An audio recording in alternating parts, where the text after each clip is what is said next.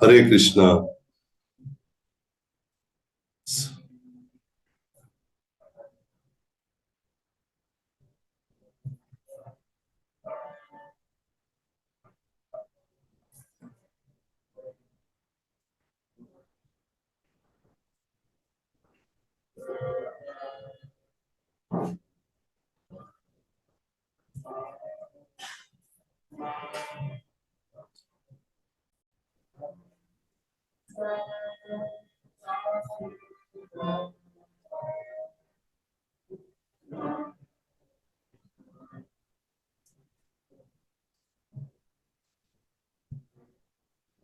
हरे कृष्ण। चलो थोड़ा ये हो गया, ठीक है। ओके, ठीक सुने दे रहे सभी को? यस, थैंक सॉरी, डिस्कनेक्ट हो गया थोड़ा बीच में। तो बता रहे थे कि जो द्वारका की रानियों की चर्चा हो रही थी कि वो तो दुखी थी, द्वारका की रानियां। उनको भगवान का संग प्राप्त नहीं हो रहा था। और उस समय ऐसे शांडिल्य मुनि बता रहे थे कि आप क्या करो, बद्रीनाथ को, तुम कुछ चिंता मत करो, कि भगवान की लीलास्थली को फिर से जाग ये कर दो, तो अपने उसके स्थान ये कर दो, लिख दो, बरसाना है, वृंदावन है, गोकुल है, ये वन वो सब पूरा ये कर दो। और क्या हो जाएगा फिर, सभी यहाँ पे, सभी जो मतलब भगवान के पार्षद यहाँ पे वास करने लगेंगे, सभी उनका दर्शन कर पाएंगे। और एक दिन क्या होगा, एक दिन उद्धव का दर्शन हो जाएगा, और फिर उद्धव आने से क्या होगा, सब पूरा ठीक ठाक हो जाएगा, इसे बता के चले गए।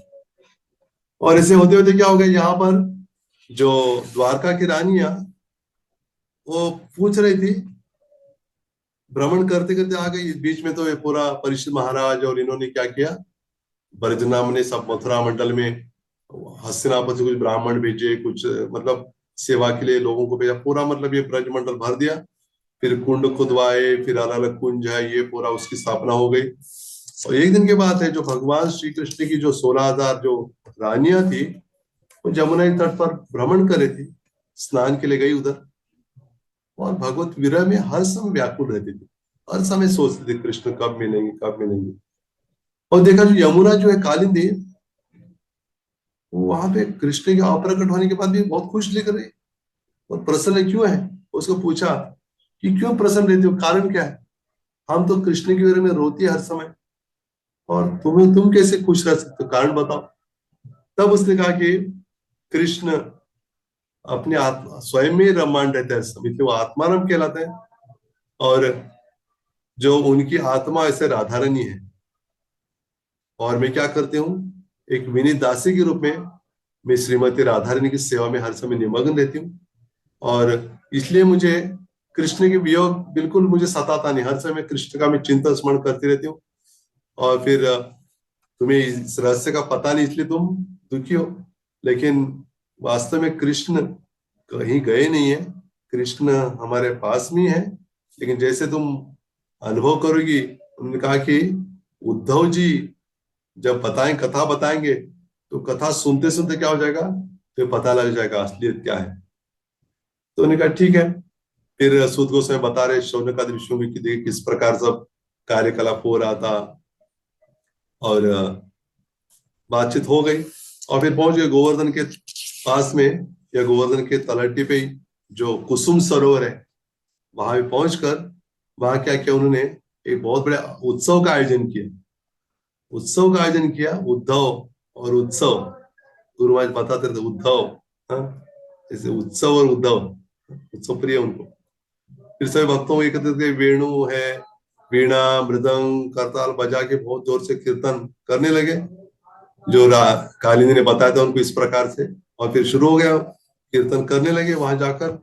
और कीर्तन करे तो क्या हो गया, कीर्तन करते करते देखा कि वहां की गुल्म और लताओं में से उद्धव जी प्रकट हो गए। बहुत सुंदर दिख रहे थे, श्याम वर्ण के थे, पीताम्बर धारण के थे, कृष्ण के जैसे दिख रहे थे। और गले में वनमाला थी, गुंजमाला भी पहने हुए थे उन्होंने, और बार बार कृष्ण का गुणगान कर रहे थे प्रकट होने के बाद। और फिर जैसे उनके आने कारण संकीर्तन की शोभा तो और बढ़ गई। और फिर वो सब बताने लगे, कथा बताने लगे, लगभग 1 महीने तक ये कथा हुई। भागवत कथा, भागवत की महिमा बता रहे थे। और वैसे परीक्षित महाराज की इच्छा थी कथा सुनने की। उन्होंने कहा नहीं, अभी नहीं, इस बार नहीं, आपके लिए स्पेशल कथा होने वाली है, उन्होंने बताया उनको। तो उस कथा में क्या होगा, आपको विशेष लाभ तब प्राप्त होगा। जैसे कृष्ण की लीला बताने लगे, तो कृष्ण की लीला सब जब केवल बता नहीं रहे थे, सामने देख भी रहे थे लीला को। और जब वज्रनाभ ने देखा, अरे मैं तो भगवान के दाहिने चरण कमल में स्थित हूँ, उनको लगे रे मैं तो वहां पे मेरा स्थान है। तो उन्होंने वो स्थान प्राप्त कर लिया, उनको लगे रे मैं वहां पे हूँ तो फिर कृष्ण के पास में हूँ, मैं कहाँ दूर हूँ। और फिर जो रानियां थी, उन्होंने भी देखा, अरे हम तो कृष्ण के आसपास ही तो है, उसी लीला में हम। तो वो भी क्या हो गया, फिर वहां से विरह उनका समाप्त हो गया, उन्होंने भी लीला में प्रवेश किया। और फिर जो उद्धव जी बड़े प्रसन्न हो गए, सभी का दुख दूर करके। तो इससे समझ सकते कि ये जो भगवान की जो कथाएं हैं, भागवत की जो विशेष महिमा है, तो इसलिए बताया कि भागवत उद्धव जी ने सुनाया उन रानियों को या सभी भक्तों को वहां के, इसलिए उनको श्री कृष्ण के साथ मिलन का अनुभव कर रहे थे, उसका अनुभव। और फिर ऐसे वर्णन आता है अलग अलग स्थानों में, पद्म पुराण में भी आता है भक्ति देवी का वर्णन। नारद मुनि की बात हो रही है फिर से। नारद मुनि एक बार जा रहे थे एक स्थान से, देखा कि एक एक स्त्री है और उसके जो दो मध्य उसके साथ दो कोई बूढ़े व्यक्ति है। तो उनको आश्चर्य हो, नारद मुनि, नारद मुनि पूछे कि कौन हो तुम, और दोनों तुम्हारे साथ कौन है ये वृद्ध। तो उन्होंने कहा कि नारद मुनि आपने पहचाना नहीं मुझे, मैं तो भक्ति देवी हूँ, और ये मेरे दो पुत्र ज्ञान और वैराग्य। कहा कि इनकी ऐसे हालत क्यों हो गई। तो उन्होंने कहा कि द्रविड़े उत्पन्न है, मैं द्रविड़ देश में उत्पन्न हुई, साउथ में, दक्षिण में उत्पन्न हुई, बाद में फिर महाराष्ट्र में आ गई, बड़ी अच्छी खासी हो गई, लेकिन गुर्जरे जीर्णतांग था, गुजरात में गई तो फिर वहां के पाखंड कारण मेरी भक्ति इतना ये नहीं हो पाई, इसलिए ये दोनों क्या हो गए, वृद्ध हो गए। फिर मैं वृंदावन में अभी आई हूँ, अब यहाँ मिल रहे मुझे, इसलिए वृंदावन आने के कारण मैं तरुणी हो गई, लेकिन मेरे जो दो पुत्र है ये ऐसे दिख रहे वृद्ध जैसे। तो नारद मुनि ने देखा कि पता लगे तो भक्ति देवी, भक्ति देवी कहते कि नारद मुनि, आपने मुझे हर पन्ने पर स्थापित किया है भागवत के, और आपको नहीं, आप भूल गए मुझे। तो उन्होंने कहा कि अभी क्या करना है, सोच सोच रहे थे इन दो पुत्रों को किस प्रकार अभी युवा बनाया जाए, और सोच रहे थे, वहां से जा रहे थे तो देखा सामने से चार कुमार आ रहे थे। चार कुमार ने कहा, नारद नारद मुनि, आप ऐसे क्यों, मतलब कोई बहुत बड़ा आपका बिजनेस है या घर गृहस्थी है, इसलिए भाग दौड़ और ऐसे लग रहा है, क्या बात है। उन्होंने कहा कि ये कथा बताई, भक्ति देवी आई है, दो पुत्र वृद्ध हो गए, तो मैं सोच रहा था क्या करूं, क्योंकि गीता का पाठ किया, वेद का पाठ सब किया, कुछ लाभ नहीं हो रहा। तो चार कुमार ने कहा कि नारद मुनि, आपने तो भागवत का क्या किया है, भागवत को अपने शिष्य को व्यास मुनि को बताया है ना। और फिर आप तो जानते हो कैसे फिर उसको युवा किया जाए। लेकिन नारद मुनि कहते हैं उनको, चार कुमार उनके, आप क्या कीजिए, मतलब आप ही स्वयं कथा करेंगे तो अच्छा रहेगा। तो उन्होंने ये कथा, हरिद्वार में कथा हुई, सनकादि कथा कर रहे थे, उस समय क्या हो गया, भक्ति देवी बहुत ही युवा बन के, और उनके दो पुत्र भी युवा हो गए थे उन भागवत सुन के, और वहां पे आके श्री कृष्ण गोविंद हरे मुरारे, हे नाथ नारायण वासुदेव, ये गाते हुए आ रहे थे वहां से। अतः जो पद्म पुराण में भक्ति देवी उनका जो महत्व है उसमें, और पद्म पुराण में गोकर्ण उपाख्यान भी है, ये भी कथा है। ये ये क्यों बता रहे, क्योंकि भागवत की महिमा को समझना चाहिए। भागवत की महिमा समझेंगे तभी भागवत को स्वीकार करेंगे। भागवत के 10 विषय, 10 विषय तो हो जाएंगे, हाँ, एक ना एक दिन, लेकिन उस उनके अंदर प्रवेश करना भी जरूरी, इसलिए आज हम विशेष रूप से भागवत की महिमा बताएंगे। आपको लगेगा कि 10 विषय कहाँ गए हमारे, हाँ, अभी होगा तभी होगा, समय तो बीता जा रहा है, बीच में डिस्कनेक्ट भी हो गए, आपका एक भी विषय शुरू नहीं हुआ, तो ये विषय तो अगले से शुरू होंगे। आज तो भागवत की महिमा की चर्चा हो रही है। गोकर्ण उपाख्यान में भी ऐसी हुआ कि धुंधुकारी नाम का एक व्यक्ति था, उसकी पत्नी थी धुंधली। हाँ, धुंधली नाम भी ऐसे है ना, कुछ क्लियर नहीं होता धुंधला। हाँ, धुंधला है मतलब क्लियर नहीं दिख रहा है ठीक से, नहीं कुछ धुंधला है, अरे मतलब ठीक नहीं दिख रहा है। तो धुंधली वैसे थी, हाँ, बहुत बातों नहीं थी, इतना सहयोग नहीं करती थी। तो जो आत्मदेव ब्राह्मण थे, और ये उनकी जो पत्नी धुंधली, धुंधली अच्छा व्यवहार नहीं करती थी पति के साथ। आत्मदेव एकदम से मतलब दुखी होकर चल दिए बाहर, जंगल में गए। एक साधु थे, उनका बात क्या है, उनका कि मुझे कोई पुत्र नहीं, कुछ नहीं। उन्होंने कहा कि आपको 7 जन्म तक आपकी इसमें कुंडली में पुत्र है ही नहीं। उन्होंने कहा कि आप ये बता सकते तो पुत्र भी दे सकते थे। बहुत जिद की उन्होंने, कहा कि ठीक है हो जाएगी, आप ये ले लो, फल और खिला दो। और इसने देखा कि अगर मैं उसको खाऊंगी तो क्या हो जाएगा, मैं गर्भवती हो जाऊंगी, फिर चोर आ जाएंगे, फिर भागना मुश्किल हो जाएगा। इतना मतलब बहुत कुछ पुराण सुना रही पति को। पति समझिए क्या है अभी। फिर भी क्या किया, हाँ स्वीकार करते हुए ऐसे कहा कि नहीं लिया, बहन को दे दिया और गाय को खिला दिया। फिर इसको नाटक करने लगी गर्भवती का। और फिर एक दिन क्या हो गया, बहन ने कहा चिंता मत करना, मेरा पुत्र तुम्हें दे दी। तो उधर जब उसको पुत्र हुआ, वो भी वही लेके आई थी, कहा कि हो गया पुत्र। और इधर गाय को भी हो गया पुत्र, लेकिन गाय के कान गोकर्ण, गाय गाय के कान जैसे थे उसके। तो वो तो बहुत बड़ा विद्वान पंडित बन गया, भागवत इधर उधर सुनाने के लिए चाहते थे वो। और इधर क्या हो गया, ये जब पुत्र हो गया धुंधली का जो लेके आई थी, वो कौन हो गया, उसका नाम धुंधुकारी हो गया। इतना शैतानी खर, इतना मतलब उसका गलत व्यवहार होता था अपनी माँ के साथ, ठीक नहीं, पिता के साथ नहीं। पिता और दोनों क्या हो गए, सोचा कि इसके साथ रहने से अच्छा कि मर जाए, दोनों अपना बस जीवन समाप्त कर दिया उन्होंने। और इधर क्या हुआ, जो धुंधुकारी हर समय अलग अलग स्त्रियों के साथ घूमना, वेश्याओं के साथ। तो वेश्या सब एक बार घर में आके क्या किया उन्होंने, इसका पूरा धन वगैरह छीन के इसको मार दिया। कैसे मार दिया पता है, जो मतलब इसको कोयले होते हैं, जलते हुए कोयले, उस कोयलों को क्या किया, इनके मुख में, इसके मुख में भर के उसको मार दिया। और वहीं पे क्या जमीन में उसको गाड़ दिया। वो तो भूत बन गया, भूत बन गया। और संयोगश क्या हुआ, गोकर्ण जी वहां से जा रहे, उन्होंने देखा कि हमारा जो पहले का घर है, देख तो क्या है। जैसे प्रवेश किया तो वहां देखा कुछ तो धुंधला दिख रहा है कुछ तो, और कोई व्यक्ति कुछ बोलना चाहता लेकिन बोल नहीं पा रहा। तो गोकर्ण जी बहुत विशेष व्यक्ति थे, महात्मा थे। कमंडल की जल से जल छिड़क दिया तो क्या हो गया, वो बोलने लगा। तो कौन है, कहा कि मैं तो तुम्हारा भाई हूँ। और फिर ये क्यों हालत क्यों हो गई तुम्हारी, उसने अपनी कहानी बताई कि मैं ऐसे हो गया, उन वेश्याओं ने मुझे, मैं तो मेरी गलती है वास्तव में। तो कहा कि चिंता मत करना, मैं भागवत कथा करूंगा, उस समय तुम आ जाना। तो गोकर्ण जब भागवत सुना, बहुत सारे लोग आए थे। तो जो धुंधुकारी थे तो भूत इसमें थे योनि में, तो वहां एक बांस भी लगाया हुआ था, जमीन में गाड़ा था। उसमें अलग अलग जो गांठ होते ना, एक एक दिन कथा होती, एक गांठ तोड़ के ऊपर आ रहे थे। और 7 दिन के पश्चात क्या हो गया, पूरा एक करके बांस से बाहर आके चतुर्भुज रूप प्राप्त हो गए, विमान आगे, विमान से चल भी गए। तो गोकर्ण जी तो ये बाकी के लिए क्यों नहीं विमान है, इसके लिए क्यों आ गए। तो उन्होंने कहा कि क्या कर रहा था कथा के बाद, मनन कर रहा था। जो सुना है कहीं जाता तो नहीं, तो यहीं रह के कहीं जाने का सवाल ही क्या था, कहाँ जाना है उसको। तो वही जो कथा सुनाई थी आपने, उसी को बार बार चिंतन करता था, लगा था। इसलिए उसने वास्तव में भागवत सुना है, इसलिए धाम में चला गया। तो फिर गोपन साधे अच्छा ऐसे, तो हम और एक बार कथा करेंगे, सभी क्या करेंगे, सुना है उसका मनन करेंगे। फिर ऐसे हुआ, तो उस समय सभी के लिए विमान आ गए। मतलब भागवत सुनने का ये वास्तविक फल है कि हम भगवान के धाम की, भगवान की प्राप्ति होती है। कि भागवत और भगवान में कोई अंतर नहीं है, इसलिए भागवत हमें भागवत से सुनना है। स्वरूप दामोदर गोस्वामी, एक व्यक्ति आए थे उनके पास, कुछ नाटक लिखा था उन्होंने, उनकी इच्छा थी चैतन्य महाप्रभु को प्रस्तुत करने की, चैतन्य महाप्रभु के सामने। स्वरूप दामोदर गोस्वामी कहा नहीं, पहले मैं देख लेता हूँ क्या है, फिर बाद में जाती करना।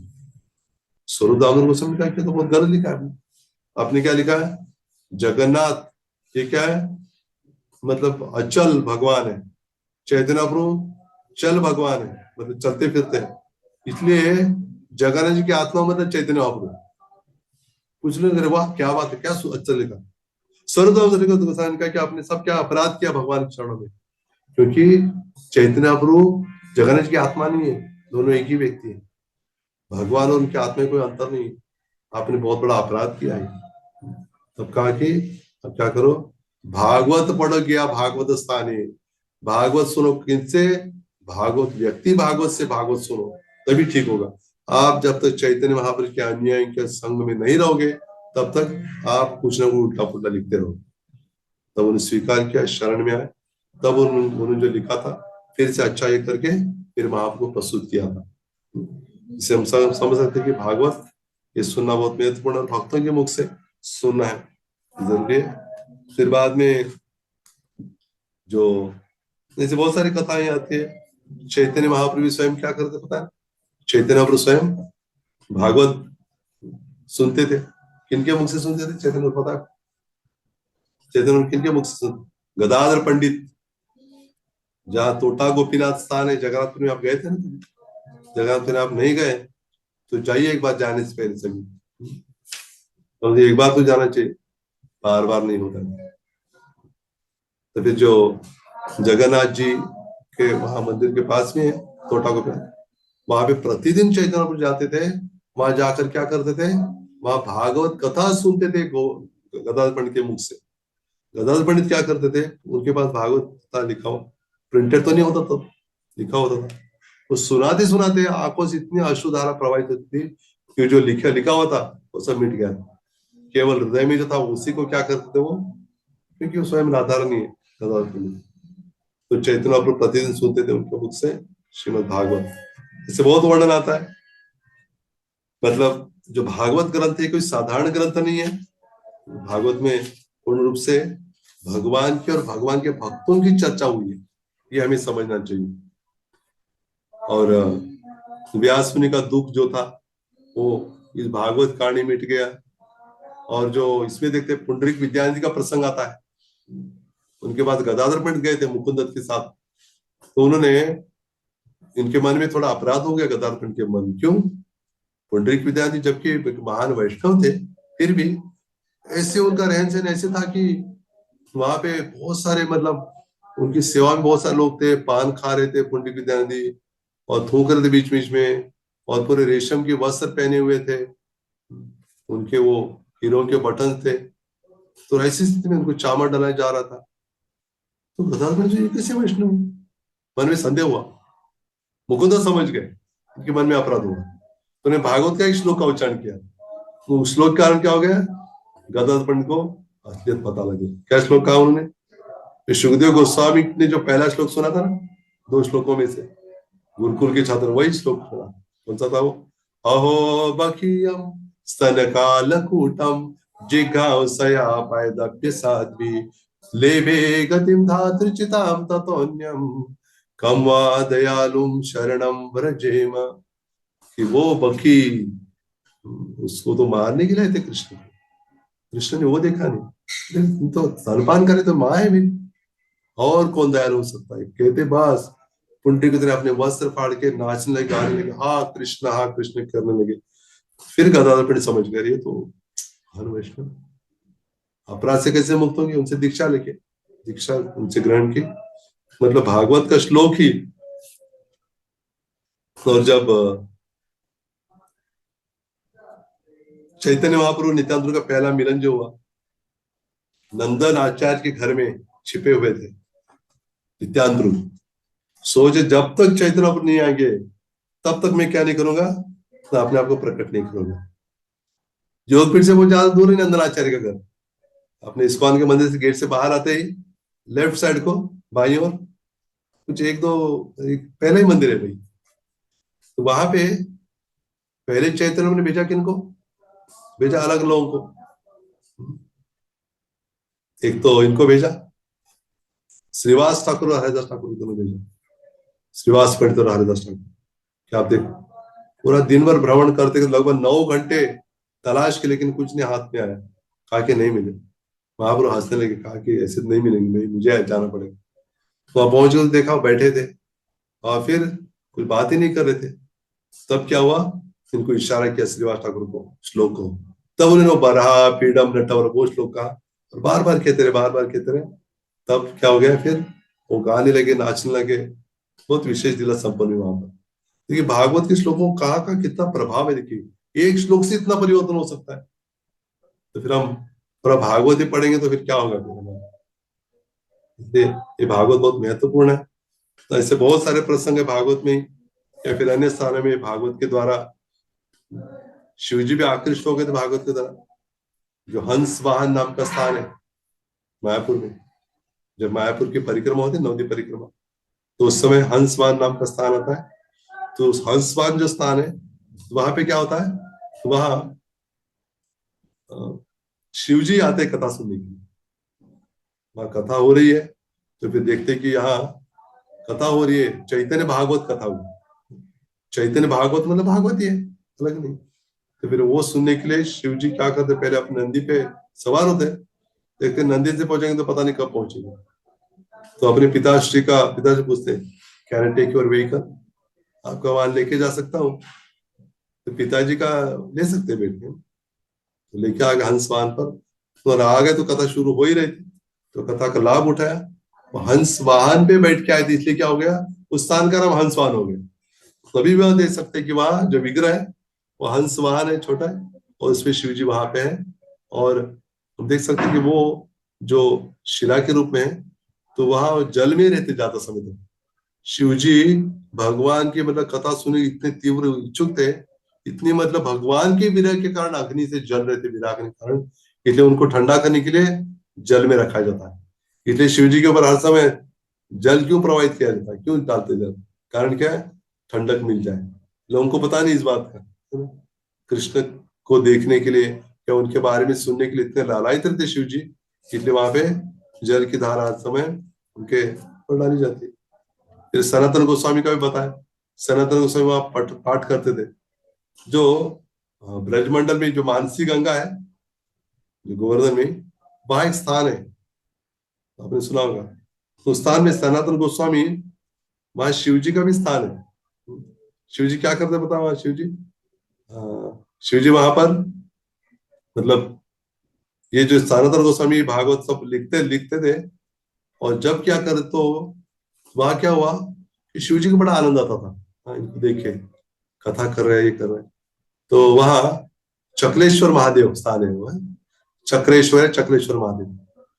तो वहां पे इतने मतलब मच्छर थे, सनातन गोस्वामी के भजन में या भागवत के अध्ययन में उसे बाधा आने लगी। तो उन्होंने सोचा कि इस स्थान का त्याग करके मैं अन्य स्थान में जाता है, सोच रहे थे।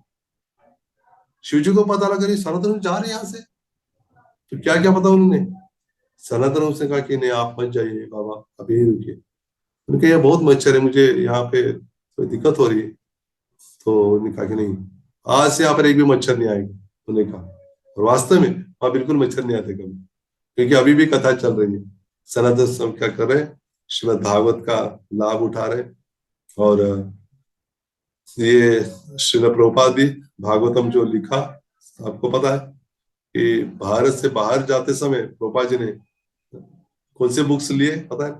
गीता का भी ट्रांसलेशन नहीं हुआ था, लेकिन भागवत का पहला स्कंद लिखे गए प्रभुपाद जी, 3 खंडों में था पहला स्कंद।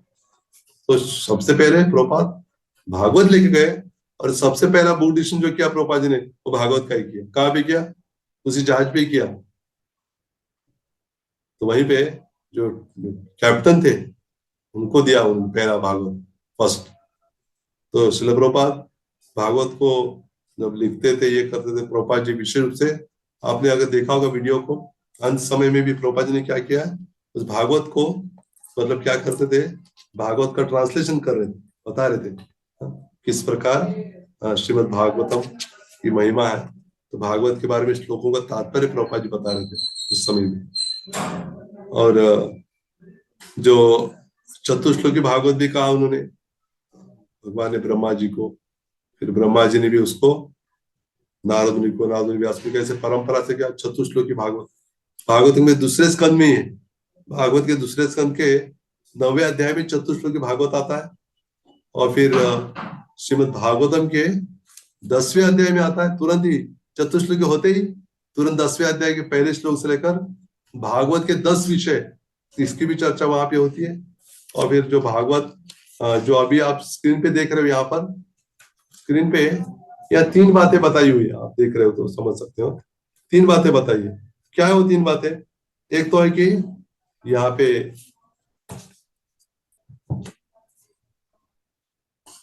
ये देखिए, प्रथम स्कंद के जो पहले 3 श्लोक है पहले अध्याय के, वो क्या है?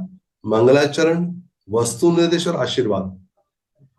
जो पहला स्कंद मतलब मंगलाचरण है, और दूसरा वस्तु निर्देश मतलब मंगलाचरण जैसे ही है। तीसरा श्लोक क्या होता है? वस्तु निर्देश मतलब क्या है, इसमें क्या है इस ग्रंथ में, उसका वर्णन वहां पे होता है उस श्लोक में। और तीसरा श्लोक आशीर्वाद मतलब जो, मतलब इस ग्रंथ के जो रचयिता होते हैं वो क्या करते हैं, जो श्रोतागण है या इसका पाठ करने वाले पाठक वर्ग है, उनको क्या करते हैं, वो आशीर्वाद देते हैं इस ग्रंथ को समझने के लिए, सुनने के लिए। तो जैसे पहला श्लोक है, तो संबंध अभिधेय प्रयोजन भी आता है, सबको पता है ना। वेदों, वेद जो है, वेद पुराण वैदिक साहित्य है, ये तीन चीजों में बटा हुआ है, संबंध, अभिधेय और प्रयोजन। संबंध मतलब क्या है, भगवान के साथ हमारे संबंध, कौन है हम, भगवान कौन है, हमारे क्या संबंध है, उस संबंध को अच्छी तरह क्या समझना है। संबंध संबंध ही नहीं हुआ भगवान के साथ, जुड़े ही नहीं भगवान के साथ, तो आगे की बात आती नहीं। फिर स्कूल में एडमिशन ही नहीं लिया अभी तक, और क्या कर रहे हैं, सारा बुक्स और सब लाके घर में आके पढ़ा हुआ है, लेकिन क्या नहीं हुआ, क्यों नहीं यार, क्या हुआ, नहीं एडमिशन लेना बाकी है, क्यों बाकी रहेगा फिर, इसलिए संबंध नहीं जुड़ा है, इसलिए आगे की पढ़ाई भी नहीं हो रही, और फिर रिजल्ट आने की बात ही दूर रही। यहाँ पे पहला जो श्लोक है, जन्माद्यस्य तन्मयादितरताश्चार्थेष्वभिज्ञस्वराट् तेने ब्रह्महृदायादि कवये मुह्यन्ति यस्सूरयः तेजो वारिमृदां यथा विनिमयो यत्र त्रिसर्गो मृषा धाम्ना स्वेन सदा निरस्तकुहकं सत्यं परम धीमहि। लंबा श्लोक है। ऐसे शुरुआत होती, ओम नमो भगवती वासुदेव से शुरुआत होती है। जन्म आदि अस्य अतः, मतलब भगवान के से पूरा सारा भौतिक जगत में जो होता है, मतलब निर्मित होती है, उसका पालन होता है, फिर नाश होता है, ये सारा जिनसे होता है, वो क्या है, वो भगवान श्री कृष्ण, उनका मैं ध्यान करता हूँ। फिर उनका धाम कैसे, दिव्य है, और भौतिक जगत कैसे, तो नाशवर नश्वर है। कभी कोई लगता है यहाँ पे, क्या लगता है, जैसे आप अगर रेगिस्तान में जाएंगे तो क्या होगा, वहां लगेगा जल, लेकिन जल नहीं होता है। उससे प्रकार भौतिक जगत में लगता है सुख होकर, लेकिन यहाँ सुख नहीं, सुख वास्तव में क्या है, भगवान के धाम में। इसलिए वो बताया, और कहा कि सत्यम परम धीम, ऐसे परम सत्य का मैं ध्यान करता हूँ, मतलब एक मंगलाचरण हो गया। फिर बाद में क्या, वस्तु निर्देश में क्या, जैसे कुछ समय पहले हमने उस लोग कहा था, धर्म प्रोचित कैतवोत्र परमो निर्मत्सराणाम सताम, उसमें कहा ना कि यहाँ पे क्या है भागवत में, मतलब पहले बताया क्या नहीं है उसमें, जो कैतव धर्म नहीं है, गलत धर्म नहीं उसमें। फिर क्या है उसमें, उसमें वेद्यम वास्तव मात्र वस्तु शिवोधम, इसमें क्या है कि पूरा सभी लोगों का कल्याण हो, ऐसे इसमें लिखा है। और फिर क्या है, वास्तव मात्र तापत्र उन्मूलनम, इसको पढ़ने से क्या लाभ हुआ, ताप, तापत्रय जो है ना, तीन प्रकार के ताप है। कौन से तीन ताप है, तीन क्लेश है, आदि भौतिक, आध्यात्मिक और आदि दैविक। ये तीन क्लास क्लेश पूर्ण रूप से नष्ट होते। उन्मूलन मतलब जैसे वृक्ष होता है ना, थोड़ा काटने से फिर से उगता है, लेकिन जड़ समेत निकालेंगे तो वो नहीं उगेगा फिर। इसी प्रकार ये भागवत ऐसा ग्रंथ है, हमारा हमें जो त्रिविध ताप सता रहे उससे मुक्त कराता है। त्रापत्र उन्मूलनम, श्रीमद् भागवत मतलब श्रीमद् भागवतम महामुनि कृते, ये महामुनि व्यास जी ने इसकी रचना की है। किम्वा परेश, और अन्य क्या जरूरत है ग्रंथों की, यही सब कुछ है। और जो जैसे हमने थोड़ी देर पहले कहा था, इसका अध्ययन करने से भगवान स्वयं हृदय में विराजमान होते हैं, तो मतलब उनकी प्राप्ति होती है।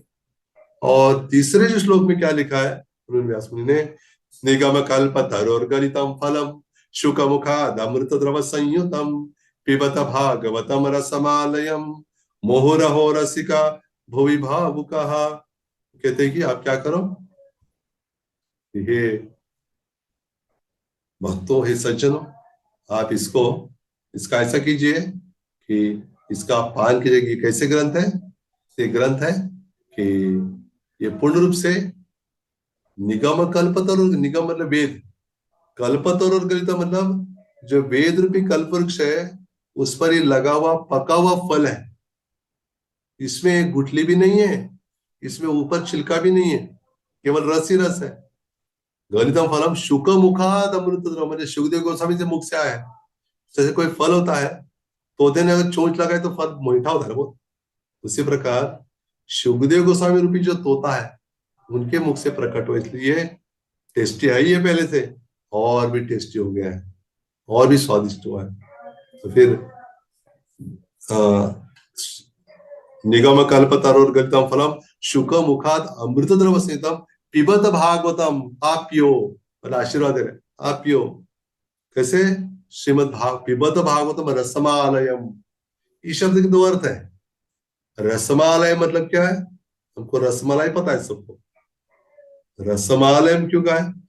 एक तो एक अर्थ है रसम, रसम मतलब रस है इसमें, आलय मतलब क्या है? ये रस का घर है। और फिर रसमालय में एक होता है कि आप इसको पान करो, और आलय लय मतलब मृत्यु होना, ये मरते दम तक इसका पान करो, आप जिंदा रहोगी। तो जाओगे तो भी कहा जाओगे? डायरेक्ट सीधे भगवान के पास। ऐसे भागवत है ये। तो इसलिए इसमें ये पूरा सारा वर्णन हुआ है, और ये वर्णन जो हुआ है इसके द्वारा हम समझ सकते हैं कि भगवान की ये विशेष कृपा है हम पर, कि भगवान हमें क्या कर रहे हैं, ये हमें प्रदान करे श्रीमद् भागवत। अगर भगवान अगर ये प्रदान नहीं किए होते तो हमने क्या किया होता फिर? मैंने बहुत ही मुश्किल हुआ होता। तो भगवान बड़े दयालु है, उन्होंने हमें ये प्रदान किया श्रीमद् भागवत, जिसके द्वारा हम श्रीमद् भागवत के द्वारा ही भगवान को वास्तव में प्राप्त कर सकते हैं।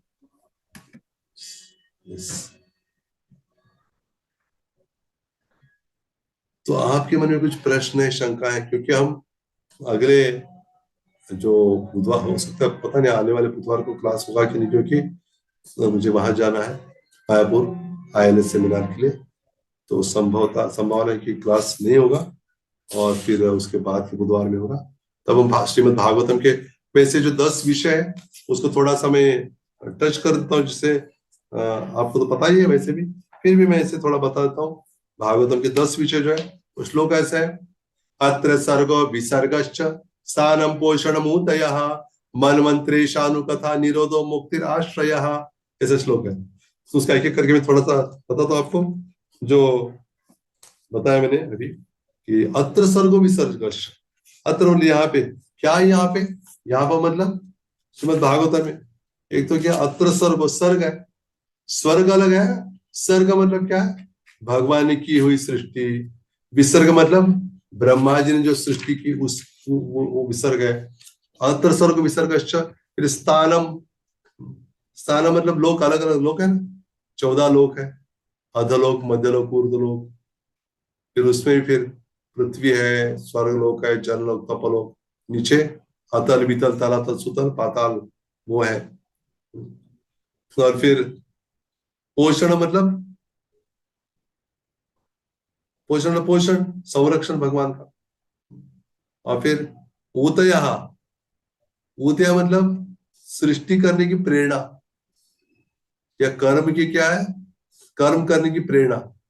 वैसे कर्म करने की प्रेरणा मतलब कौन सा? यहाँ पे दोनों दिए हैं, मतलब गलत कर्म करने की प्रेरणा मिलती है भौतिक जगत में, लेकिन हमें उस गलत कर्म रोकने के लिए क्या करना चाहिए उसका भी वर्णन है। वास्तव में वही वर्णन हमें समझना है, ऊतया। और मनोंतर मतलब मनुओं का परिवर्तन, क्योंकि ब्रह्मा जी के एक दिन में 14 मनु होते हैं, तो अलग अलग मनु का वर्णन है। फिर मनवंतर ईशानु कथा, भगवान की कथा है उसमें। और निरोधा मतलब भगवान की धाम में वापस जाना है।